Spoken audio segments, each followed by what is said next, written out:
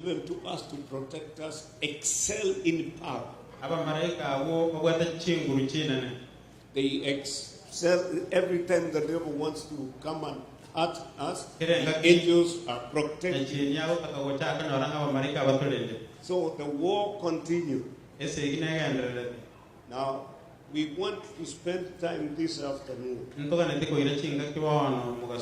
to remind ourselves that what Adam did at that time is called sin. That's the fall. And it has its consequences. Consequence number one, it made him lose the estate that God had given him by in terms of the Garden of Eden.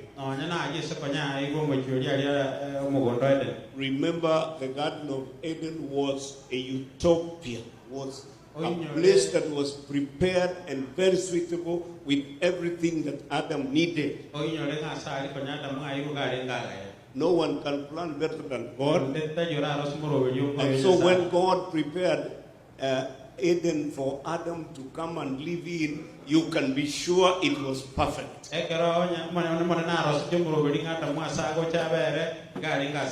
The Bible testimony says everything he created was good, including the Garden of Eden. And when he created Adam and Eve, on the sixth day of the week, before Sabbath came, he said, after that creation, he said, and behold, everything was very good. Very good is a remark which God himself spoke about his creation. So he created everything very good. And especially Adam and Eve. What about the Adam and Eve, Adams and Eves of today? That's you and me. Do you think we are very good? Do you look at me because you think I'll ask a question that has obvious answers? You know I'm asking it deliberately because I know we have people who do not believe that they are bad. You will take a long time to convince them that they are bad. In Kisi, somebody will say, we are doing fine. We are quite well. If you pay your tithe, your offerings, you're punctual for Sabbath school, along with your pastor and your elders, you entertain them home very well, and the people end up saying, oh, if it were not for Elder Henry who received the Elder Grines, where would you and Alice, where would we have taken it? They tell Elder Henry and Alice, you're wonderful. The next time if they don't tell them you're wonderful, they will get offended. They will say they are not telling us that we're good anymore. What about when you make a mistake as a husband in the home? And the children and the wife are up against you.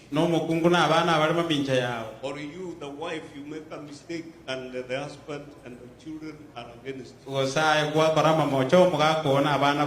They tell you point blank you have committed an offense in this family. How do you always respond? Let me get some typical answers from you. How do you respond?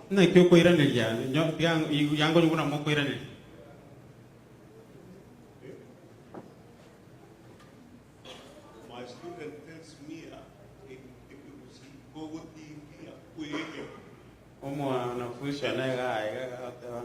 And so you say it in the number. I'm not in a bad number. It's because you don't understand. I'm trying to tell you I am good and I'm doing things good, but you are not accepting the truth as it is. Let me tell you what you should say. In the light of the scripture that we are going to read continuously, you should accept that you are a sinner. Accept that you are a sinner, because the righteousness that we are talking about saves you is not what you are right now. Even the little babies that are born on day one, they are lost in sin, ready to perish in the fires of hell. I know Abba here will not agree with me because they greet them as angels. I know mamas, they can't agree with me when they told them when they say it's an angel. And those are not angels, those are demons who die and die eternally because of what Adam and Eve did. So we go back to what happened in Eden, because according to the scriptures, it's only when we are persuaded and fully convinced that we are sinners that we can ask another question. Oh no, wait till I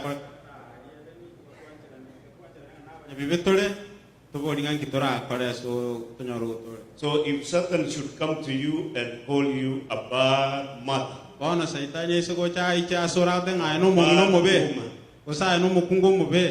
argue with him. Tell him, I am 100% sinner.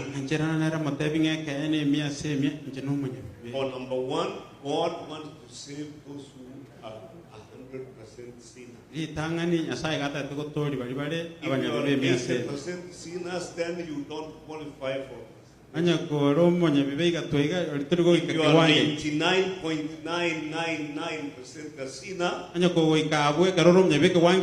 that's how you rate yourself, then you don't qualify for salvation. Because the scriptures have declared plainly that all have sinned and have run short of the glory of God. We said in the morning that Romans 3, after announcing that all have sinned, the way it should be finished, the remaining portion of it should say that are continually sinning. And now I ask you another question. Is there anybody who has sinned in the recent past? Anybody in this meeting who has sinned in the recent past? And you show by heart? Why do you sin and you are a Christian?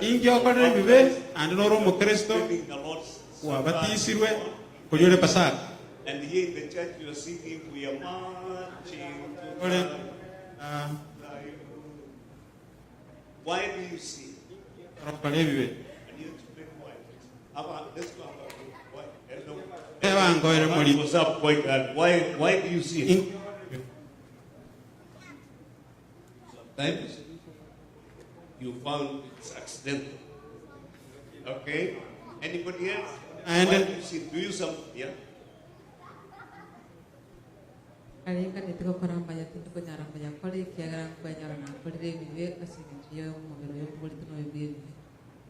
Just find ourselves because of the nature of the body. The two answers. The two answers are saying it is unconscious.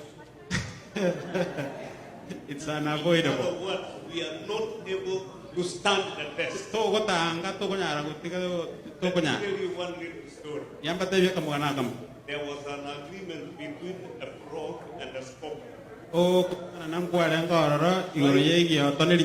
Trying to cross a flooded river. batagete gotambo koroche rwaichire And a scorpion normally has a bad habit of biting. iri nyamara emboya oroma bitongwe biaga. So the frog wanted to strike an agreement between it and the scorpion. Karabaro siomorobiri yoko iwana The noko frog wanted to make an agreement with the scorpion. igiotongia tete korosio kubwata noko First of all, the frog was reluctant to carry the scorpion. litanga ni kabisa igiotongia nkiarenge tayari kubogorie liagagi And what's the reason? ye sababu ningi This frog said it's because you are in your bad habits of biting. ikera igiotongia tang aigoro mobeku koromang kondo So mogochi I am unsafe. baona ti ndo If I chingambi ya marry. ingiso kubogori And then the scorpion swore li nyama liagaga ligatiana and assured the scorpion, ligateba ngatikanga tebie ken assured the frog, likamwao koene kelikema that I am not going to bite you. Please carry me across ingo this. koroma mbogori tutamo Stop. mbogori Then the frog accepted to carry it on his back. igiotoki gancha kimogori Somewhere in the middle of the stream. kobaika gati ya rioroche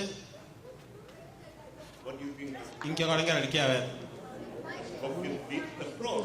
aye likamoroma And koroma then the igioto frog said, "What happened? Did you igioto strike kori a kina deer? ni kiawa lituiwanana What happened?" ingi kiawa You know the answer, the scorpion? oma dali chi bulia petu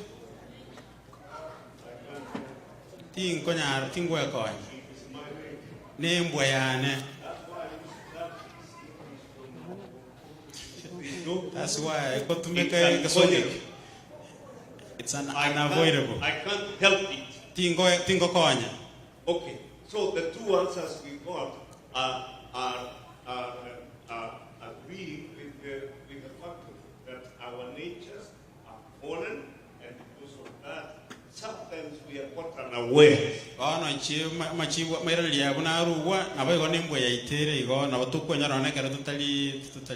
So we find ourselves committing sins that we were not really sent to test about or to defend ourselves. Who can tell us anything more about how they deal with sin?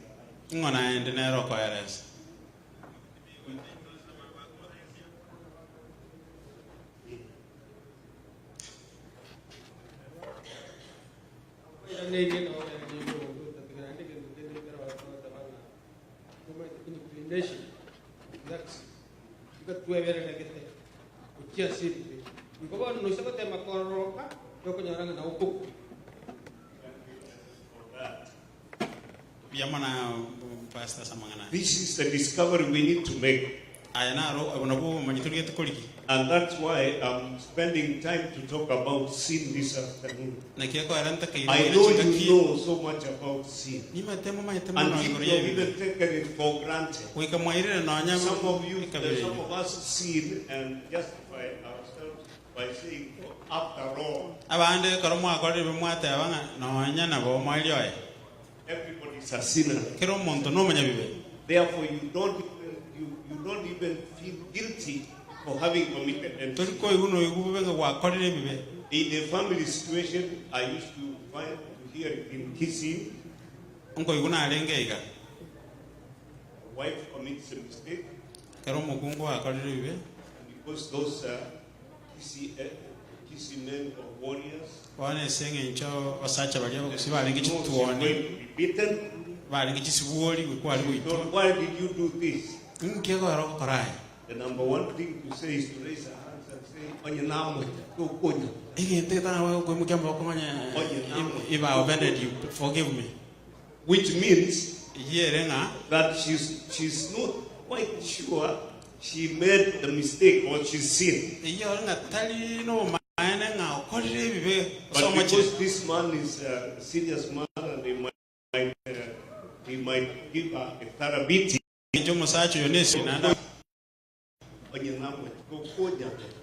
If I offended you, please forgive me. And there were not women also. Those who have been beaten so often. And when the man is serious. And for example, if she says, please forgive me, and he doesn't want to forgive. When he's beating her, she says,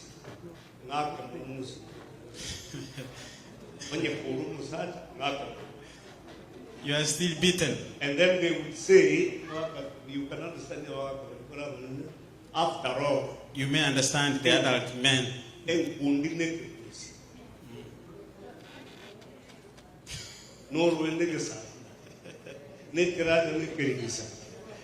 So for them, therefore, whether or not the man was going to beat her, she was already used to being beaten. In other words, would you say she was repenting for her sin? And she continued doing that.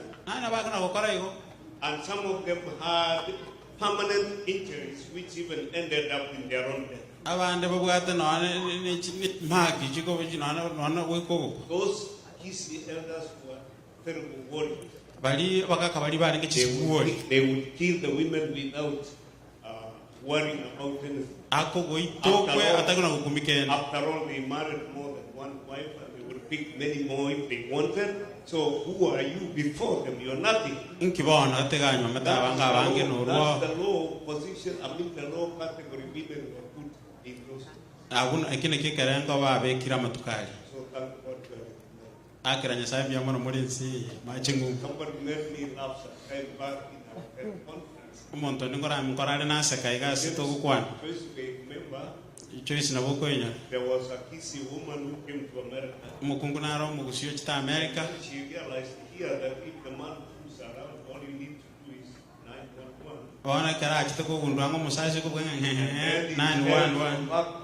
Of his pants here, and without even stepping down, he finds himself in the police custody. She set herself to go to Africa to bring her husband.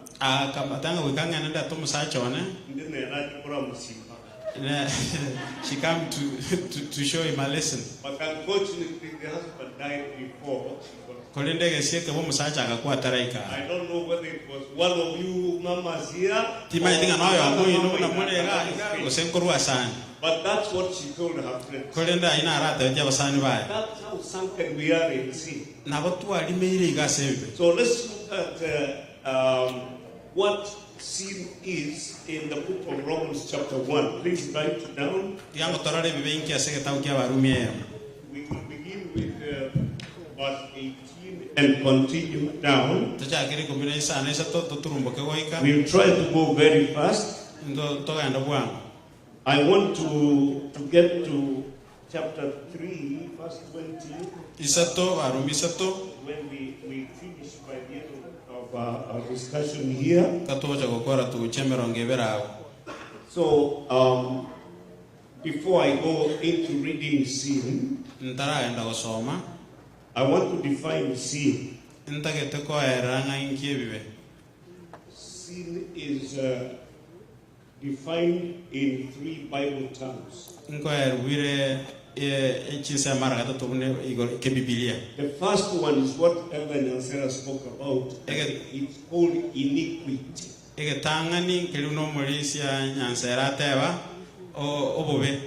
Iniquity is a bent towards sin. That's the one where you are unable to stop sinning. This is where people acknowledge that whatever I do, I will sin. If you read in Romans chapter 7, all the way, you will come to discover that Paul acknowledges that when he wants to do the right thing, he does the very opposite.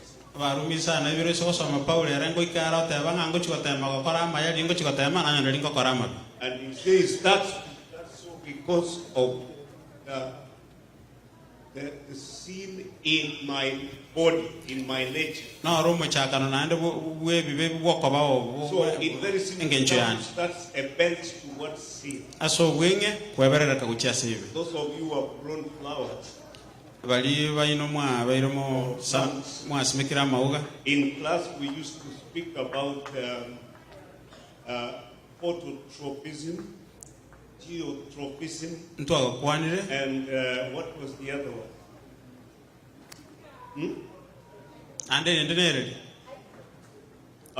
Let's talk about phototropism. It means that if you plant a seed, when it grows up, when it comes up, it will go towards where there is light.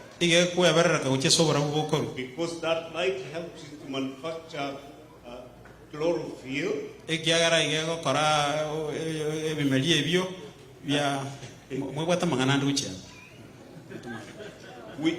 Which in turn helps the plant to manufacture food. Okay, then you have what you call geotropism, which is an implanted nature in the seed,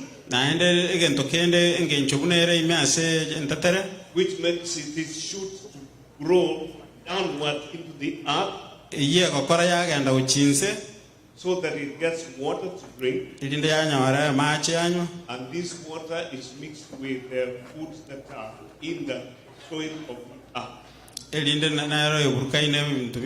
whether you like it or not, if the seed will ever come up with the shoot will grow towards where there is light, and the root will grow towards where there is water. If you plant it next to a wall, even if you tied the wall and put nails there to get it next to the wall, the plant will bend towards where there is light.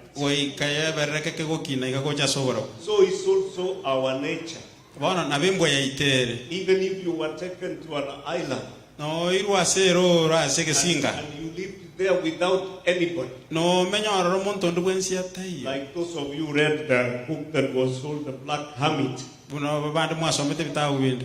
and you are left there alone, there will always come something to annoy you, and you will commit sin even when you are alone. What do you think when we have many of us together? Someone else is talking from here. Somebody else is owing you your money. Somebody else is beating your child. Somebody else is taking your land. And all these things annoy us. Sometimes it is even funny that even here in the church, we quarrel. You sometimes quarrel here? Blessed are you if you don't quarrel. But are you sure of what's in the heart of everyone?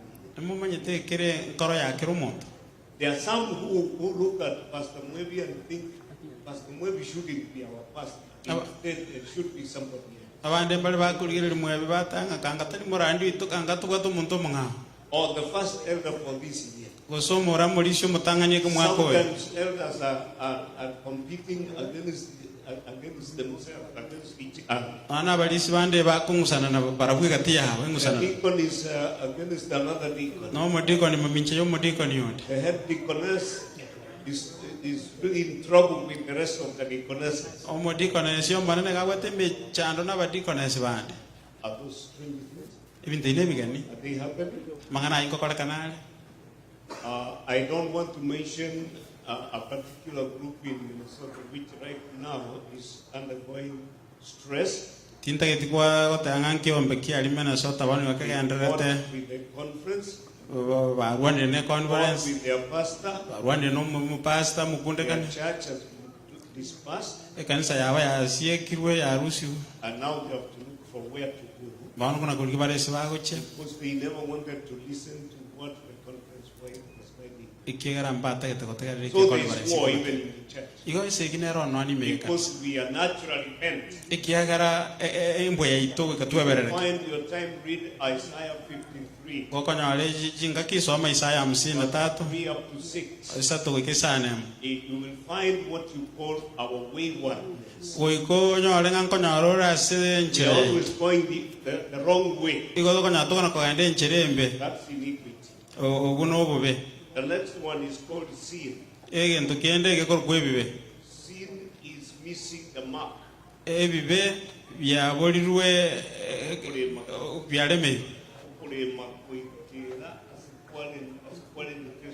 Missing the mark. Missing the mark.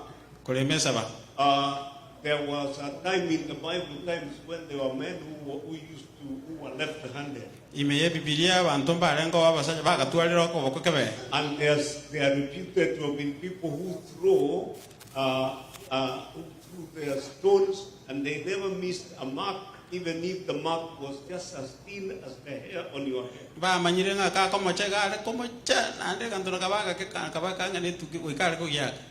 And I don't know whether that's fortunate or unfortunately, all of them were left-handed. In psychology, we learn that those who use the left hand means the right side of their mind is more developed.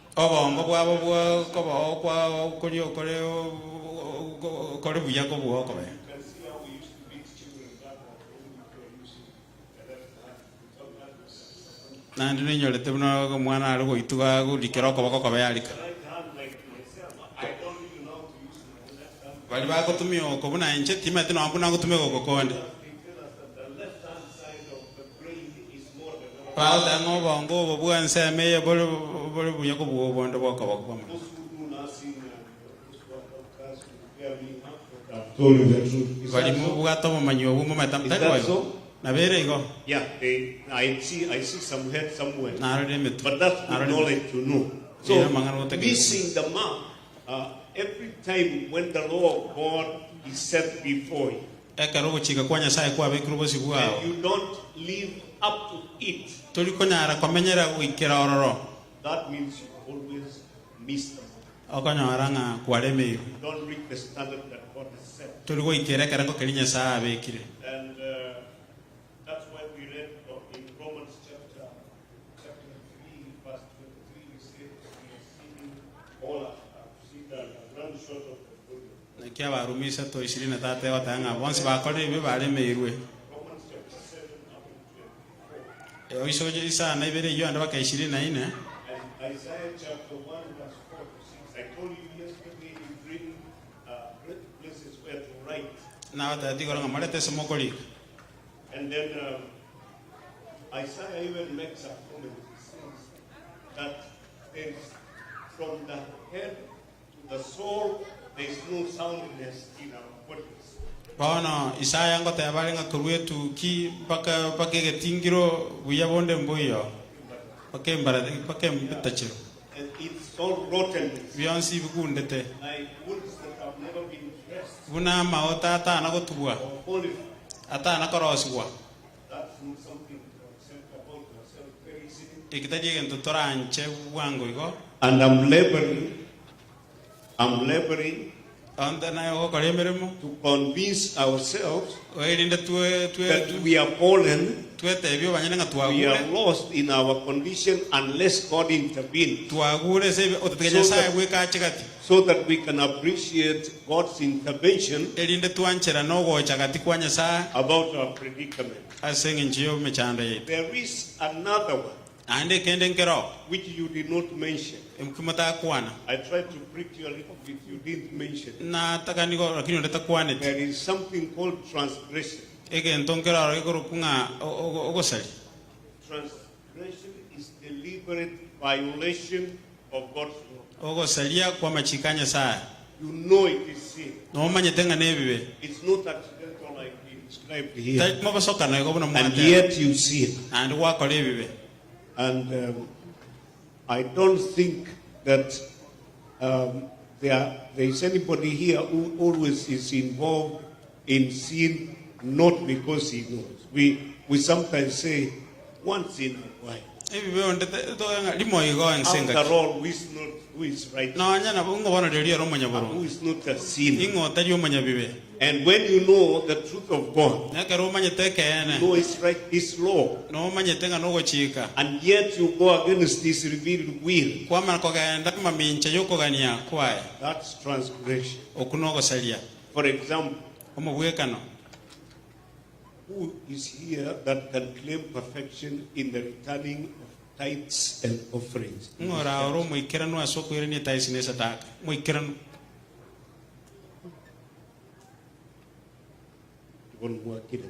Why are you quiet? Why are you quiet? You don't want to be perfect? But whose money is that you are keeping back at? Did you know it's God's money? He says the tithe and the offerings are mine. He even uses a very strong word that if you don't bring your faithful tithes, you are robbing him. And in Kenya,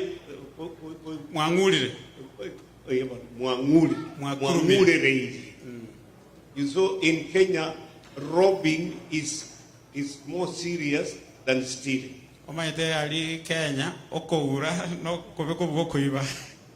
Stealing, somebody will watch you when you are not aware. Maybe you are sleeping and take away when you are not aware. But a robber comes straight when you are, whether you like it or not, they knock at the door, they say open, and we want everything. And after we have done all we want to do here, we will kill them. And they do that.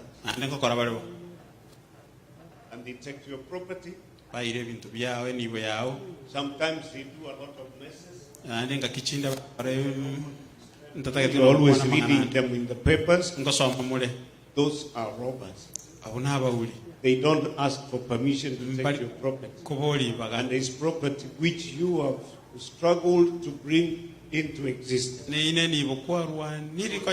says you are robbing. In 1 John chapter 3 verse 4, he says sin is the transgression of the law. And you can read in chapter 7 of Romans 7 verse 1 to 7. Now let's go back and get a profile of sins as they are recorded in the book of Romans.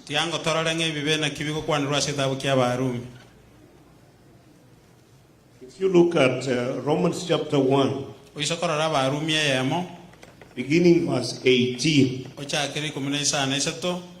it will tell you that because of sin, God's wrath is revealed from heaven in verse 1, in verse 18. For the wrath of God is revealed from heaven against all ungodliness and unrighteousness and the unrighteousness of men,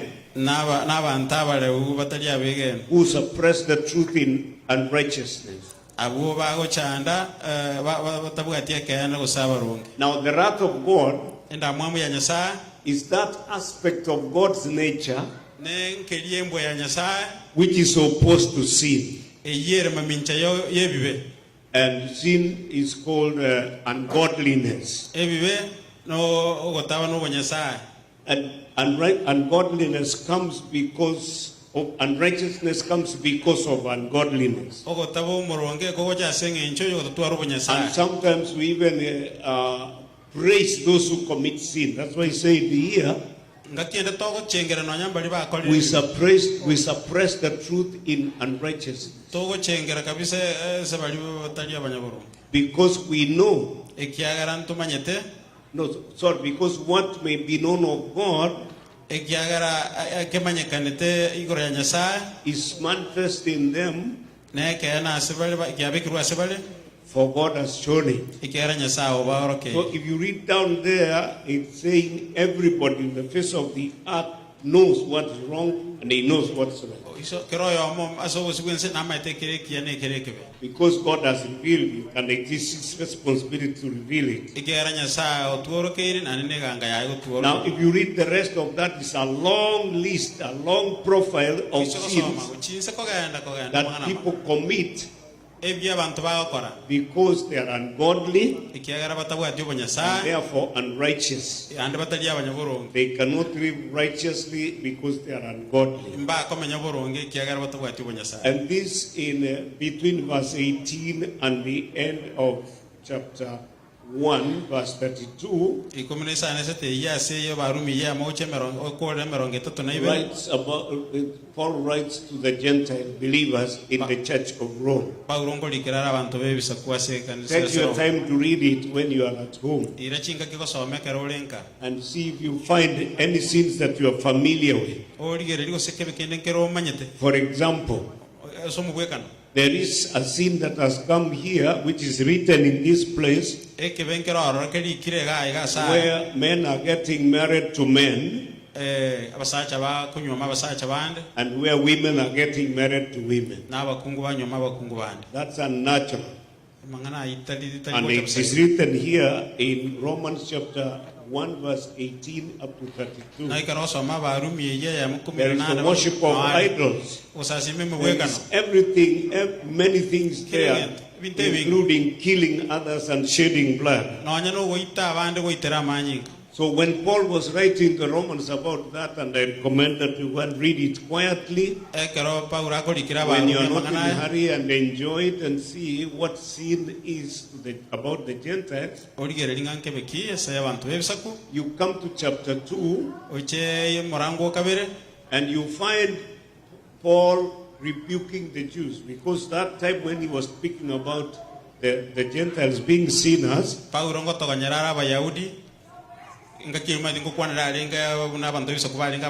as he talked to the Gentiles about their fallenness, the Jews were saying, Paul, tell them, we know they are sinners, and we have always told them this, but they don't seem to want to believe it. You tell them like it is. And then when he comes to Romans chapter 2, then he says, therefore you are inexcusable, O man, whoever you are who judge, for in whatever you judge another, you condemn yourself. For you who judge, you practice the same things.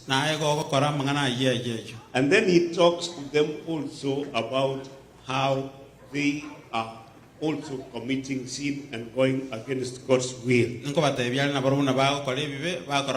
All the way. And he says there are even some, they are trying to establish their own righteousness, but they are Gentiles who have accepted the righteousness which God gives us. And they have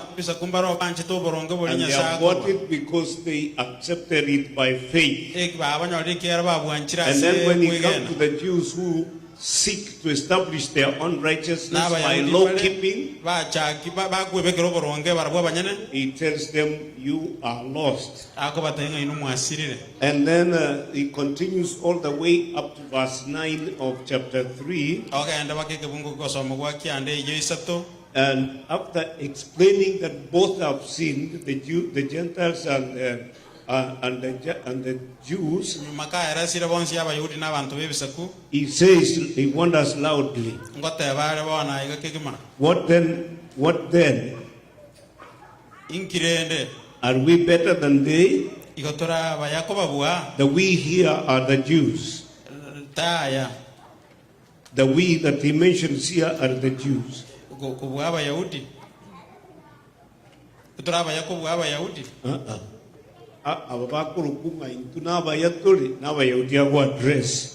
He's saying they are not better than the Gentiles. Because he says not at all. For we have previously judged both Jews and Greeks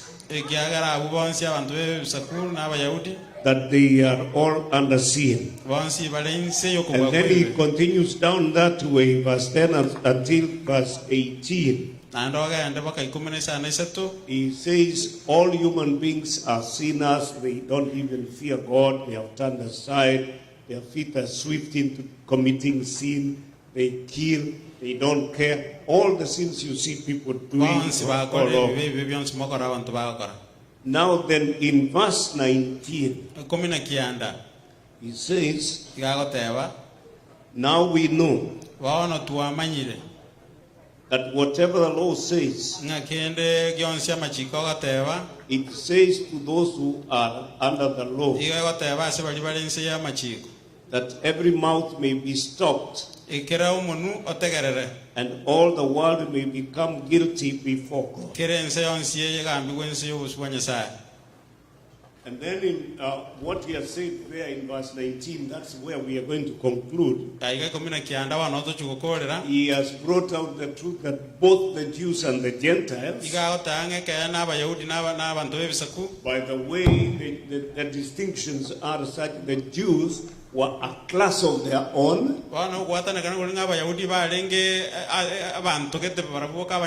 and they considered themselves nearer to God than anybody else, and therefore they were better than the Gentiles. Now in verse 19 he's saying, stop arguing. You are all guilty before God. So let all the mouths be stopped. Be silent. Stop arguing against the judgment of God. Because before God, all of us have sinned. And there's none righteous. Not even one does right. So according to Paul, under inspiration, we are all consigned into the camp of sinners. Whether you be how beautiful, because beauty flatters and cheats. Some people believe so much about their own beauty and they spend so much time beautifying themselves instead of looking into their hearts. In self-examination and ruthless self-examination, they give themselves a good grade, and they say they are not sinners. Now the scriptures have said, let everyone be silent before God, because God knows we are all fallen. We are all sinners. There is none righteous. And so every mouth must be stopped. Stop arguing. Stop arguing before God. There is no righteousness which you can bring before Him. In Isaiah 60.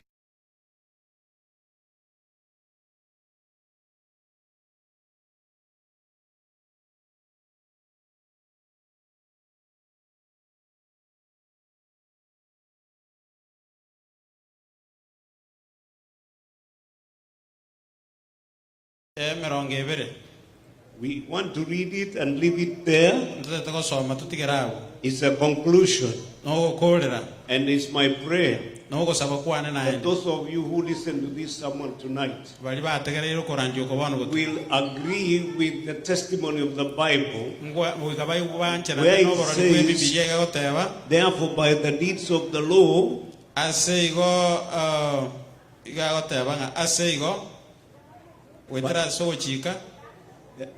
no flesh shall be justified in his sight. For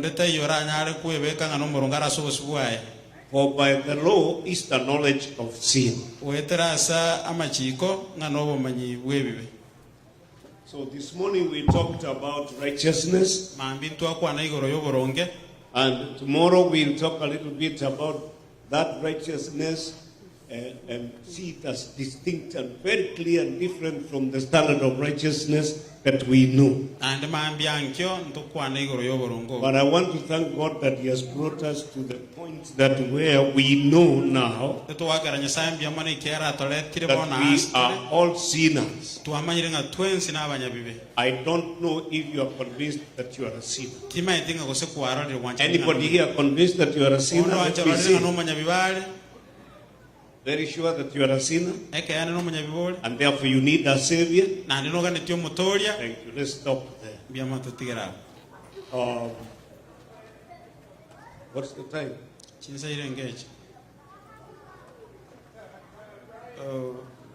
What time are we stopping, Pastor?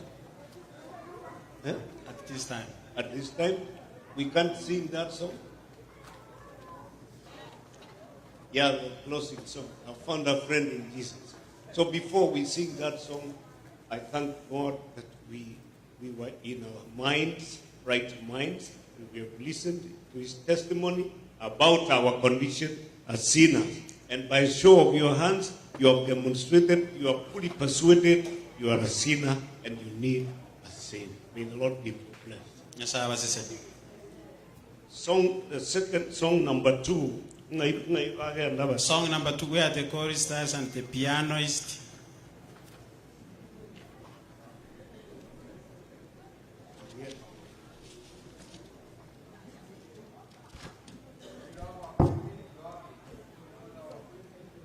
Bring more copies.